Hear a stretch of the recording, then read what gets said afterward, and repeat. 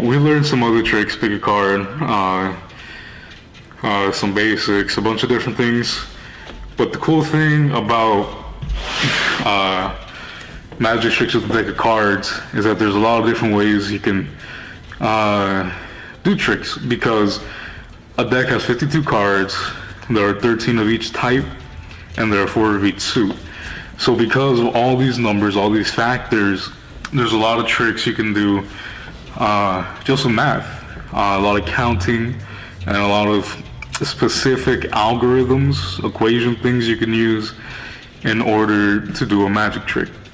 So I'm going to teach you a trick that is done using prep that we've learned, kind of a force-ish, and a prediction. This one's really easy. Like I said, all the other ones are. But it actually is really simple, really effective, and pretty fun. So I'm going to perform it first like the last ones, and then I'm going to teach you, and hopefully you can follow along. So the first step with this trick, like I said, is the prediction.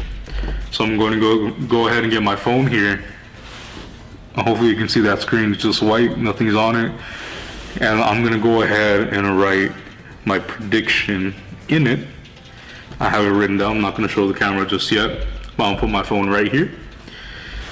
And this trick is called the magic clock.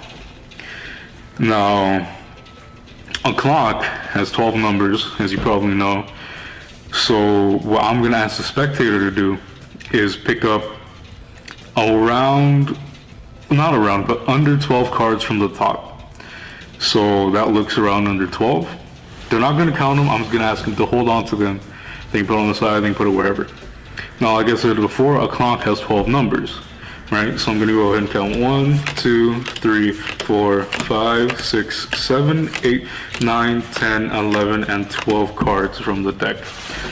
We're pretty much done with the deck, so I'm going to put it on the side just so it doesn't distract.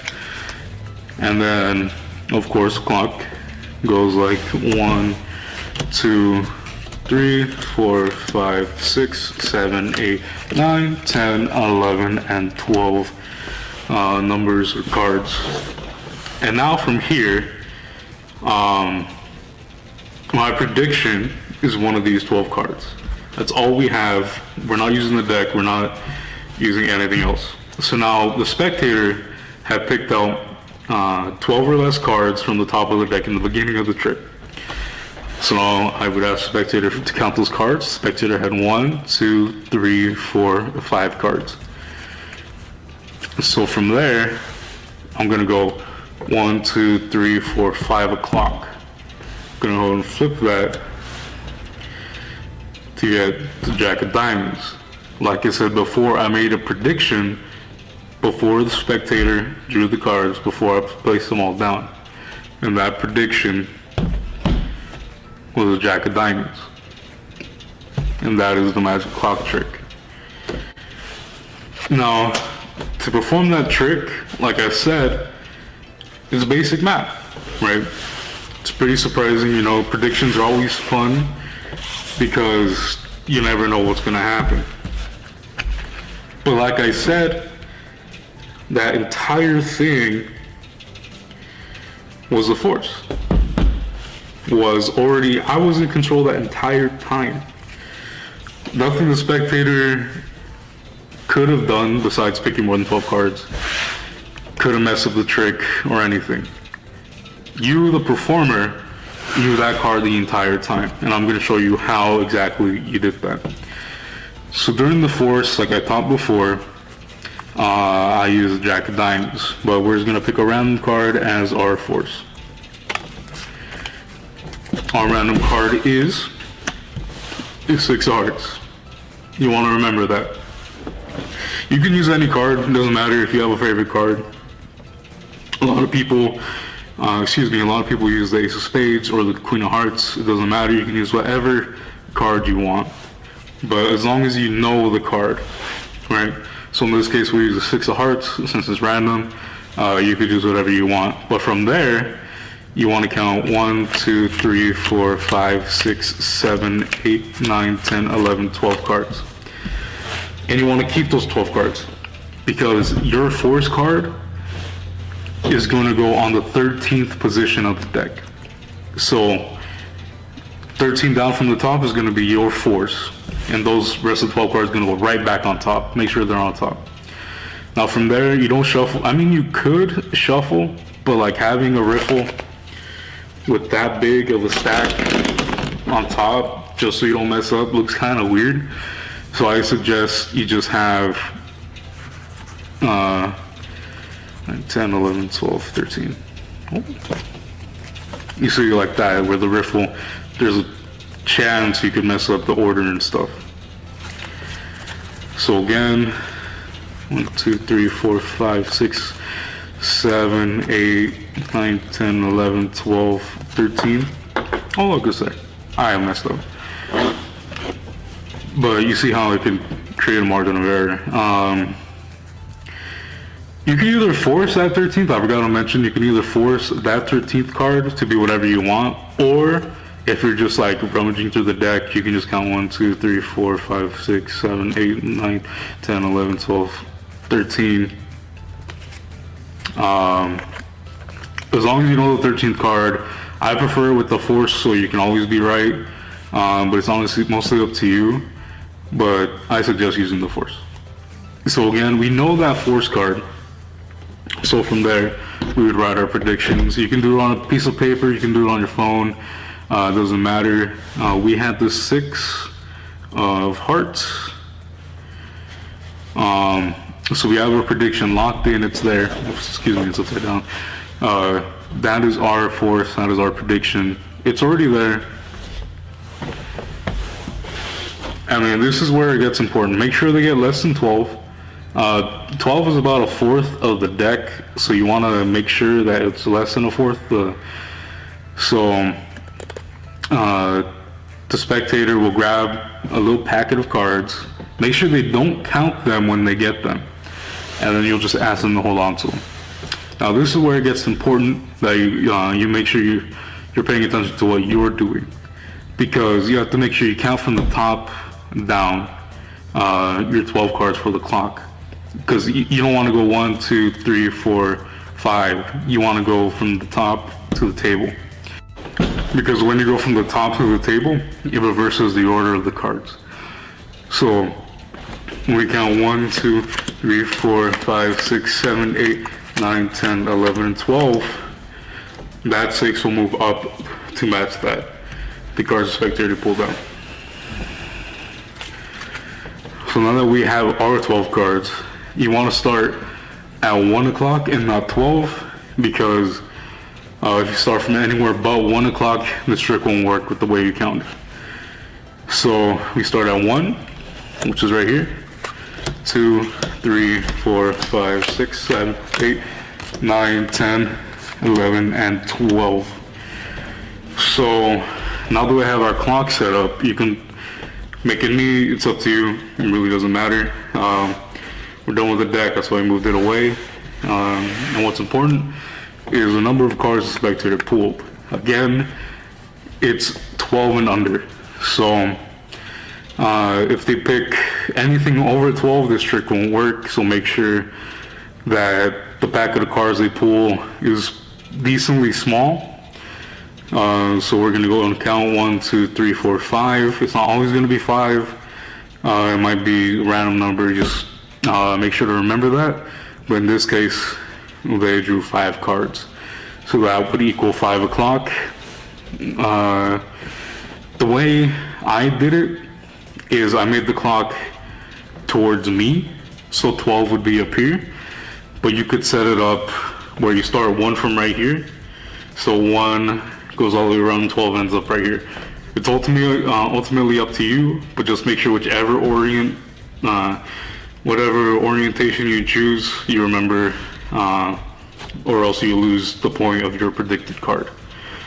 So like I said, the spectator counted 5 cards, so we're gonna go 1 o'clock, 2, 3, 4, 5 o'clock.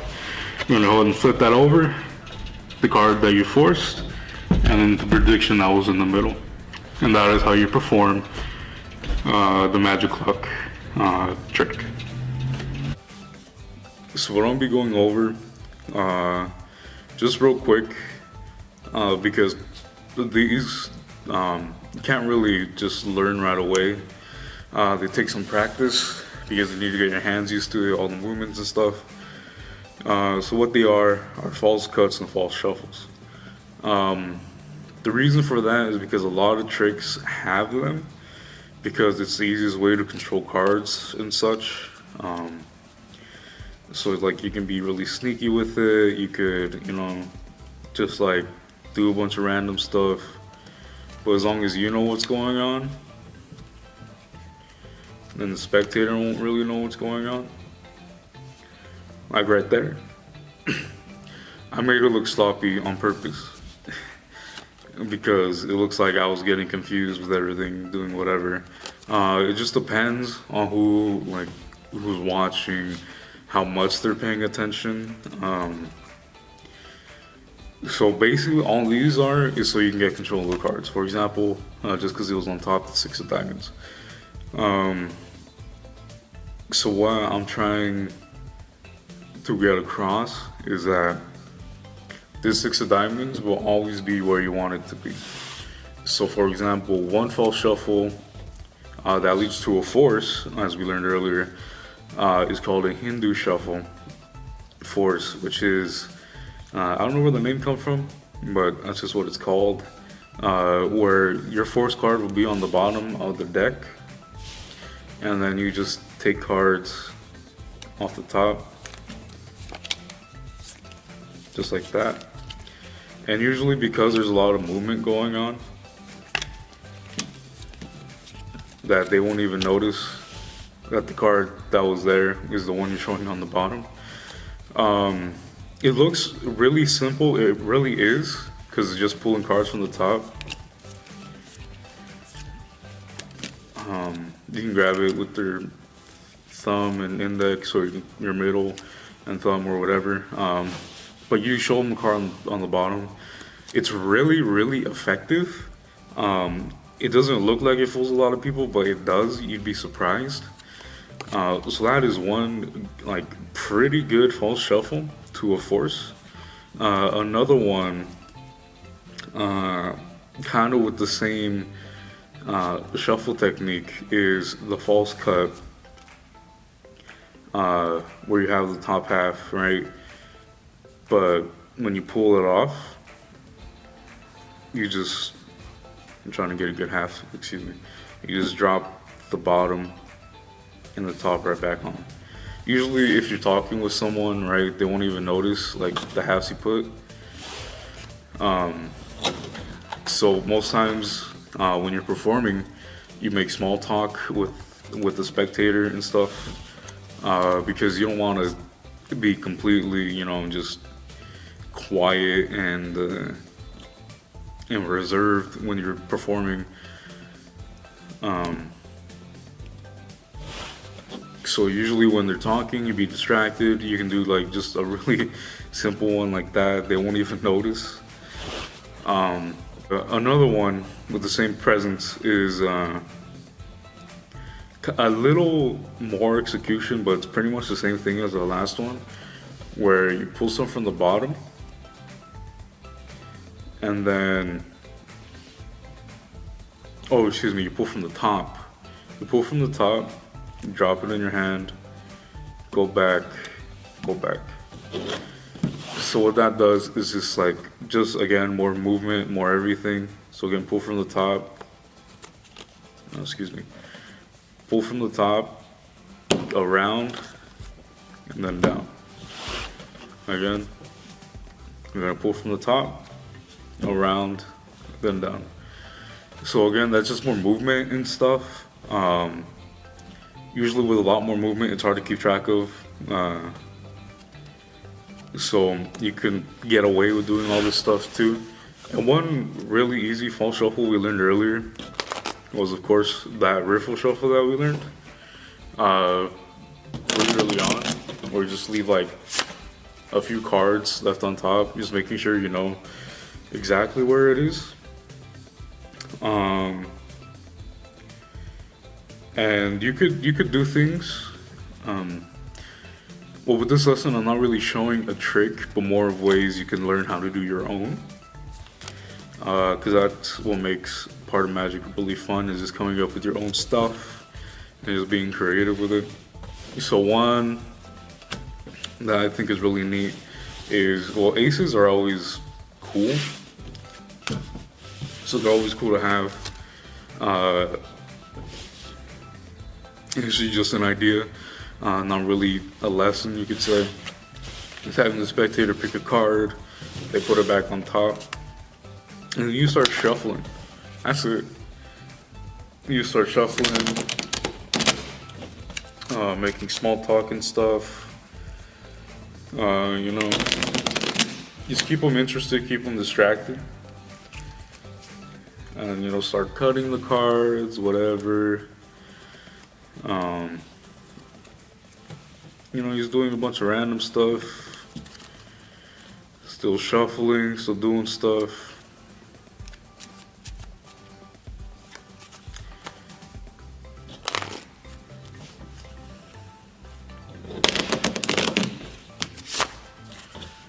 And then if they have that card, just be like, oh look, there's your card, even after all that shuffling.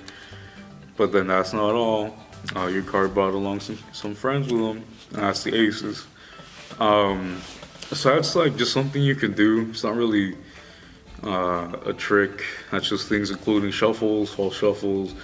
The more you practice and you know, just keep doing it, keep practicing, the better you get at it. That's mostly what sleight of hand stuff pretty much comes down to, just practice. You won't learn it in a day. There's a bunch of different things you could do. You can control the card to the bottom. You can pretty much do just a bunch of different things. So yeah, so practice and false shuffles. There are more that I won't be covering because there are just so many. But you can look online. There's a lot of good guides to a lot of false shuffles. A lot of them are really easy. Some are more difficult. So if you want to only practice, that's the best way to do it.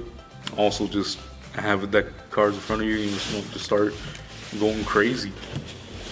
And those are some easy and effective false shuffles and cuts.